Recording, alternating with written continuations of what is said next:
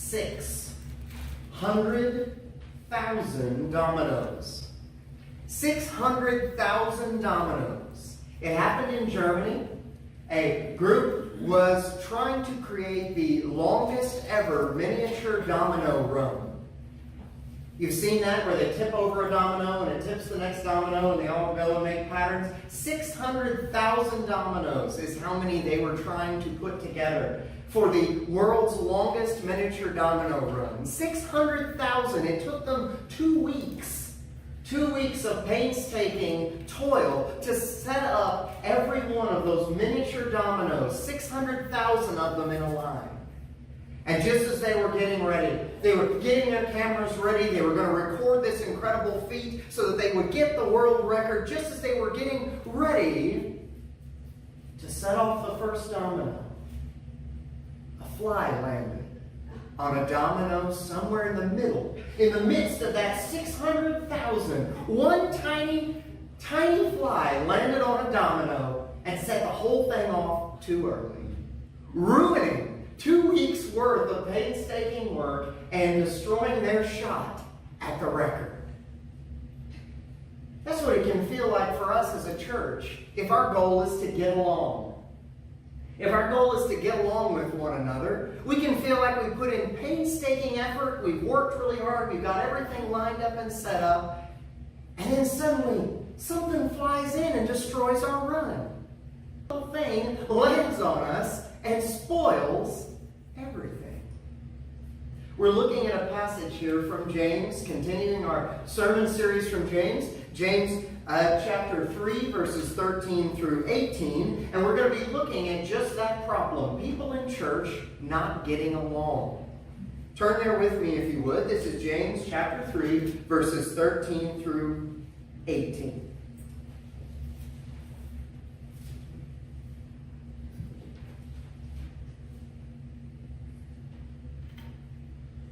Who is wise and understanding among you? By his good conduct, let him show his works in the meekness of wisdom. But if you have bitter jealousy and selfish ambition in your heart, do not boast and be false to the truth. This is not the wisdom that comes down from above, but is earthly, unspiritual, demonic. For where jealousy and selfish ambition exist, there will be disorder and every vile practice.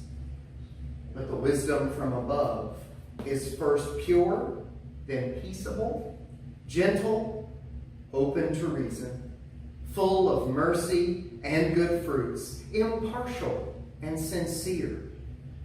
And a harvest of righteousness is sown in peace by those who make peace.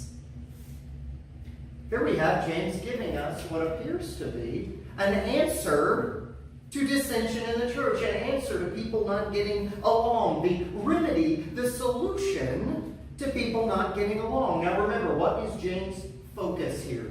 Who's James writing to? Is this a general letter for all of the universe, or is this specific? James is writing to the church. James is writing to people in a church, letting them know what they need to do inside a church, basically focusing on what goes on in a church. And he's talking about dissension, people not getting along. Does everybody always get along in a church? Is that how it works? Is that a thing? Do people always get along in a church? Are churches immune to dissension and discord? Quite the opposite, actually. And James gives us this remedy to dissension. And it's this amazing phrase that he gives us. The cure for dissension is the wisdom that comes down from above. The cure for not getting along is wisdom from above. Now, what is wisdom? We talked about this before. What is wisdom? Is that just being smart? Is that having a lot of information? Is that wisdom? What is wisdom? Wisdom is the application of knowledge. In order to be wise, you have to know something and then do something with it. It's like knowledge of physics. What rolls better, a round wheel or a square wheel? Round or square? Round wheels roll better. So what do? You put round wheels on your car instead of square ones. That's taking knowledge and turning it into wisdom. But this isn't physics knowledge. This isn't round and square wheels James is writing about here. What is he writing about? This is wisdom from above. That he says God gives freely. This is wisdom from above. So this is something higher than round or square wheels. This is wisdom from above. And we need to look back to understand wisdom from above that God is giving freely. We need to remember the definition of wisdom that we had in Proverbs. What is wisdom? What is biblical wisdom? The author of Proverbs wrote, "The fear of the Lord is the beginning of wisdom. Knowing God gives insight. Understanding God gives insight." So the wisdom from above is knowledge of who God is. So if you're that's head knowledge that turns into hand knowledge. That's what you know becoming what you do. You have to know who God is and then change who you are based on that information. And we have, fortunately, an entire book describing who God is. God revealing who he is, how he interacts with people, what his nature is like, what he wants, what he loves, and what he disapproves of. And we need to take that information, and James is telling us that wisdom, knowing who God is going to be our cure for not getting along. Two ladies arrived at a theme park on a day that actually the theme park was closed. Theme parks often are not open year-round or in severe weather. These two women arrived at a theme park on a day that it was closed, and they decided they didn't need theme park employees to have a good time. So they broke into this theme park. They broke in and decided, wouldn't it be fun to do some of the rides on their own? Wouldn't that be fun? And one of the first things they tried to do was go on a water slide without an attendant present. They tried to go down a slide by themselves without any employees, and both these women got severely injured. And you know what their response was? Do you believe they said, "Oh, we're so sorry, what a stupid thing to do"? No. They tried to sue the theme park. They sued the theme park for being, and I quote, "too easy to break into." Your theme park is too easy to break into. It was too tempting for us, so we hurt ourselves. Is that wisdom, I ask you? Fortunately, do you know what the judge's response was to this lawsuit? He threw it out of court, fortunately, and said, "This is nonsense. You are not going to allow you to financially benefit from your own foolishness and criminal activity." The case was thrown out because the judge said that's not legal wisdom. You've got to know what the law is there for and change your behavior based on that. And in order to understand the wisdom from above, and this is our first point, in order to understand the wisdom from above, we first have to know what the wisdom from above is not. What James tells us the wisdom from above isn't. Verse 14, he tells us what the wisdom from above is not. It's a word. Jealousy. It says the wisdom from above is not jealousy. I mean, if you're here, you're a biblical scholar, you might already want to disagree and say, "Now, wait a minute, jealousy isn't always a bad thing." Remember, the Lord self-describes. God calls himself a jealous God. Jealousy isn't always a bad thing. Jealousy can mean fierce devotion. So maybe James isn't being fair here. Fortunately, James gives us another word.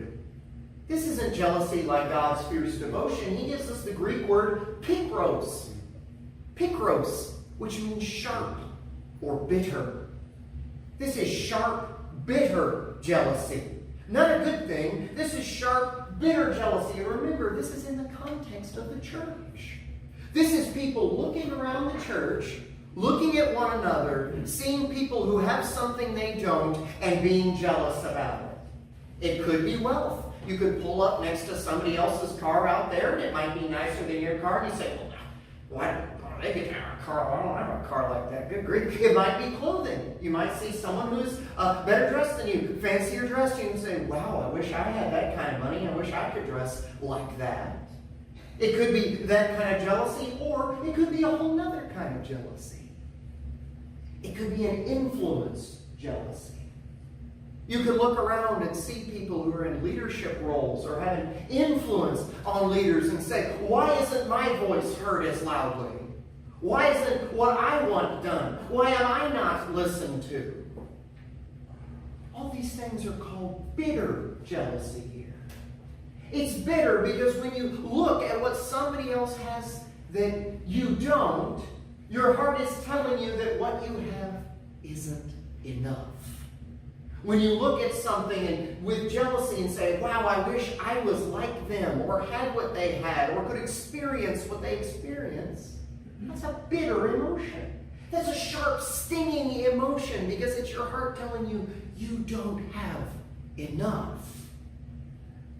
And James writes that that is the opposite to the wisdom from above, and he connects it to something else called selfish ambition. The church in the New Testament in James' day was not free from selfish ambition. In fact, they were factions. Different factions that formed in multiple churches that had letters written to them in the New Testament. Factions over this thing or that thing. Some even called themselves disciples of Paul or disciples of Peter, and they would come against one another in these factions, vying for authority, vying for position, pushing to get their way. Groups pushing for their own specific agenda. Is that any different in the modern church? Do we have factions that form in the modern church? Do we have groups with specific agendas? Are there any disagreements over preferences in the modern church? Any disagreement over music preferences? You may have heard me already talk about the church I know of that actually underwent a full church split. Down the middle, half the people went this way, half the people went the other way, over a disagreement over which tune to Amazing Grace to sing. Which tune to Amazing Grace? One faction liked one, and another faction liked the other. The church worship leader liked the newer tune, and one of the church elders liked the older tune, and they formed factions, and the church split right down the middle over the tune to Amazing Grace. Maybe they needed to pay more attention to the words instead of the tune. Are there any other kinds of preferences? Are there sermon preferences? I've heard of churches where the wealthy patrons in the church give the preacher an official, approved sermon topic list. You better preach on these, Pastor. And that's connected to the very next one. Are there leadership preferences in the church? I've heard of churches where people withhold their tithe, withhold their giving, if they don't agree with the decisions the church leadership is making. Do we have preferences in the church? Do we have decor preferences? I've heard of a family leaving a church because they didn't like the color that was chosen to paint the bathrooms. That's a real thing. Decor preferences even. That's what James calls selfish ambition. Wanting your way over somebody else's way. Because your heart tells you that's what you deserve. But is that the wisdom from above? Is that the wisdom from above? Is what you deserve based on who you are? Or is what you deserve based on who God is? Is your personal preference the wisdom from above? No, because in verse 15, James calls this selfish ambition earthly. It's earthly. It's limited to temporary physical desires. Temporary desires instead of eternal kingdom goals. He calls selfish ambition earthly. And he calls it unspiritual. You know what the opposite of spiritual is? sensual. Sensual desires based on feeling good. Not goals and wisdom from above. Desires from yourself and for yourself. James goes so far, he goes really far here in warning us not to be this way. Don't do that. He uses a word that should scare us. He says selfish ambition is demonic. He uses the word demonic.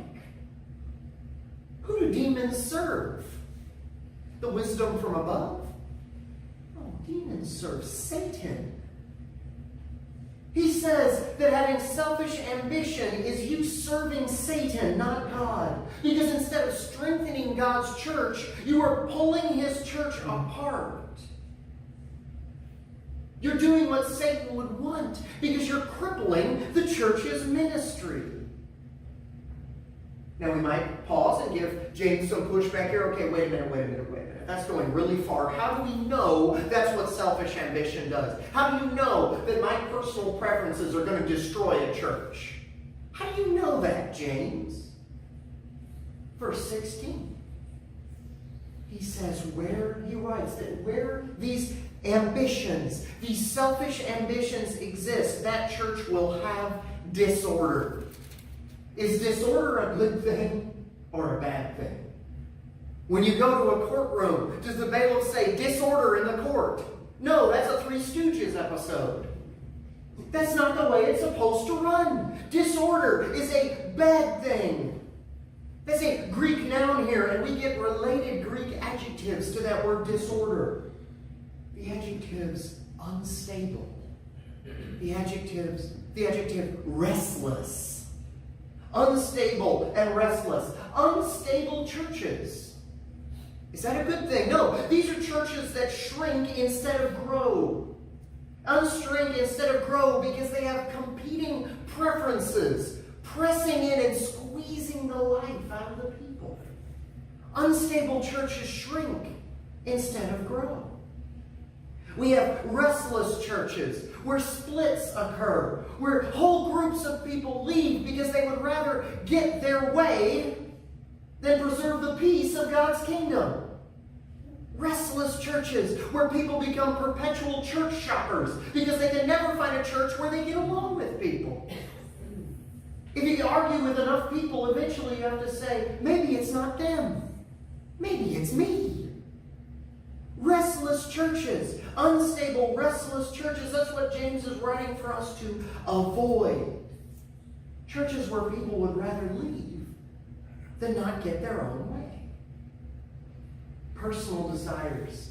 Your personal desires being placed before the kingdom. James writes that these unstable, restless, disorderly churches are opening their doors to every vile practice. Vile practice.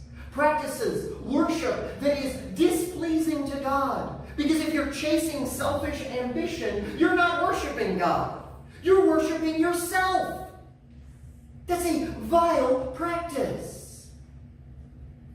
In a recent study, they took a study group of ladies, a study group of women, women who were in relationships, loving relationships, and they subjected these ladies, now don't blame me for the study, I didn't do it, but they subjected these women to mild pain. They subjected them to mild physical discomfort, to record the pain reaction, the brain impulses of the pain reaction. And then they did the same experiment again, put the women through the exact same pain, but this time they let them hold hands with their significant other. This time they let those ladies hold hands with their loving partner. And their pain response was reduced by 34% when they were allowed to hold hands with the person they loved.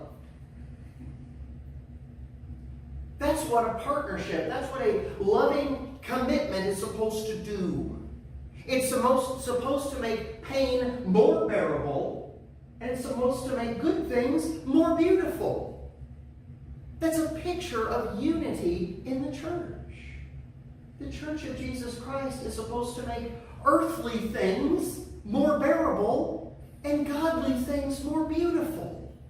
As we join our hands together in unity and face them together.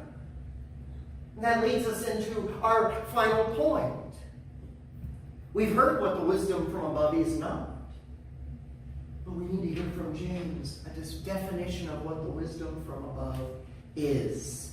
What is the wisdom from above? James uses a word I really don't like in verse 13. A word I really don't like to describe the wisdom from above. How knowing who God is should change who you are. How God's greatness should make you humble. What your response should be. What's that word? Can you tell which word there in verse 13 I hate? Meekness. Gross. I hate the word meekness. That sounds like weakness to me. My mind says yuck when I hear meekness. I don't want to be meek. I want to get things done. And people in James' day had that, in the Greco-Roman world, had that same response. They didn't value meekness. They valued tough gladiators and Roman generals who would win wars. You don't win wars with meekness. You win wars with assertiveness and power and strength. I don't like meekness. If someone disagrees with me, that means they're wrong. And that means they must be crushed. Or at least cleverly outmaneuvered. Right? That's how we respond to this word meekness. But remember, this is wisdom from above. And we have a conduit to the wisdom from above in the person of Jesus Christ. Think about this. Jesus had the power.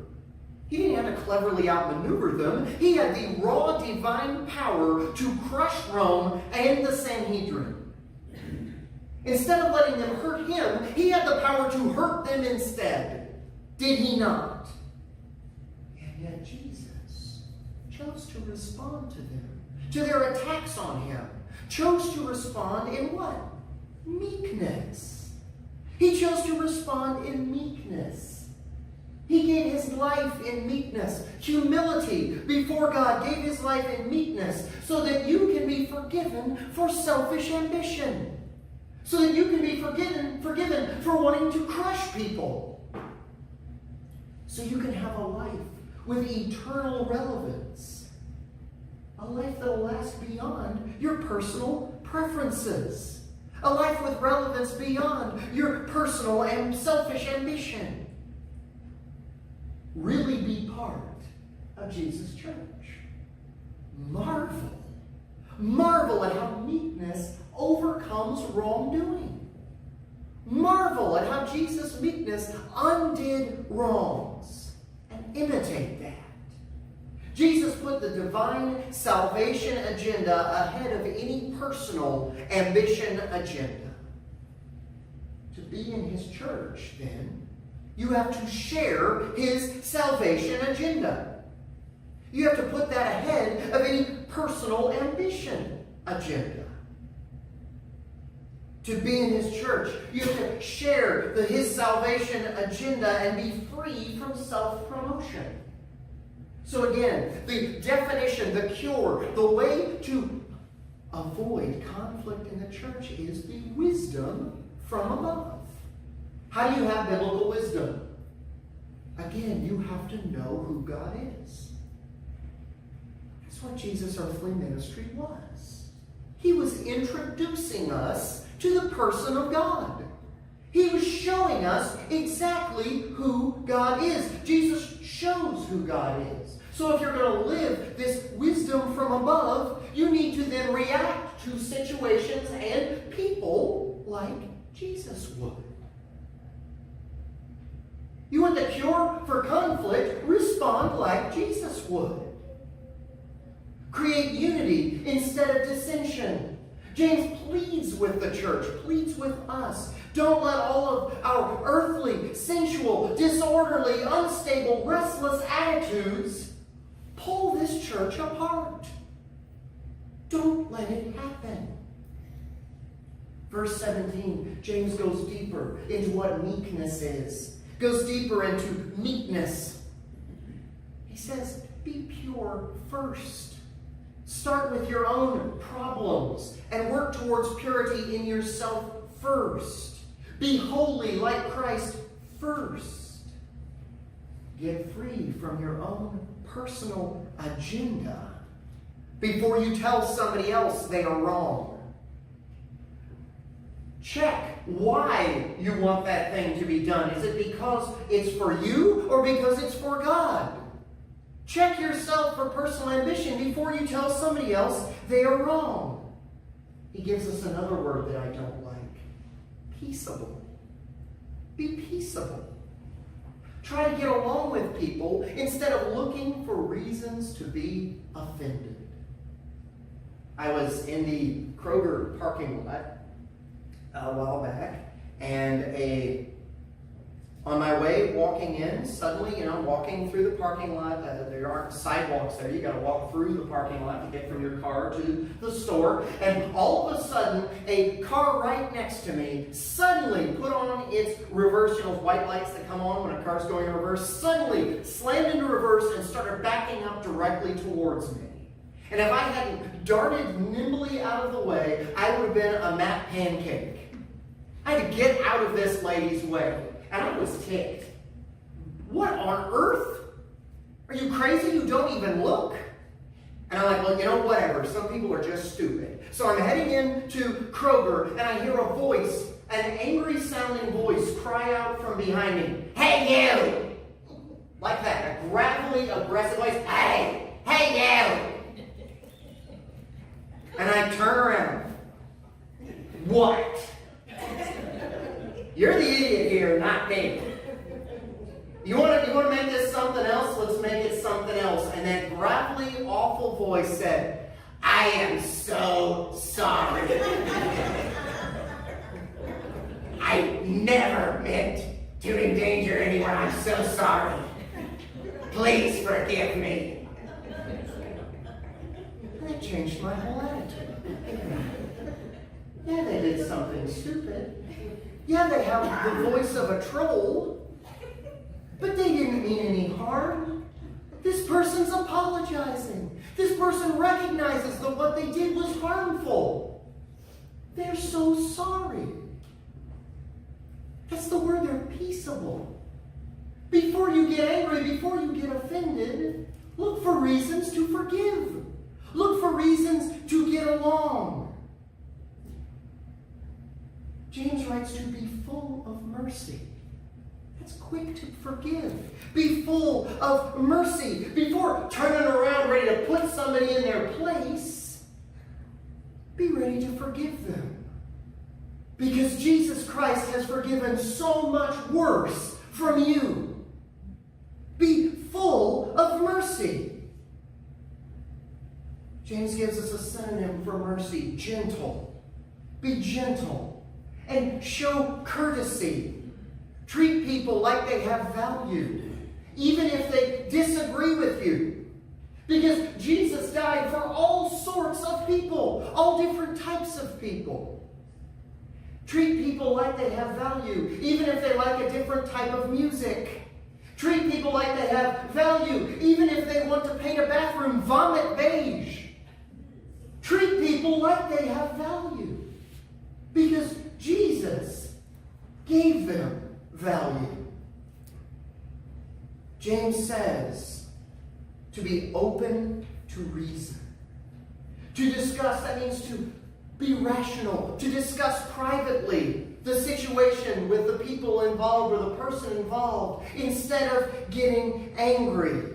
Look for the faith you share with someone instead of the opinions you don't share. Work towards peace. James says if you do all these things, if you live the wisdom from above, if you live the wisdom from above, you will create a church, he writes, that is full of good fruits.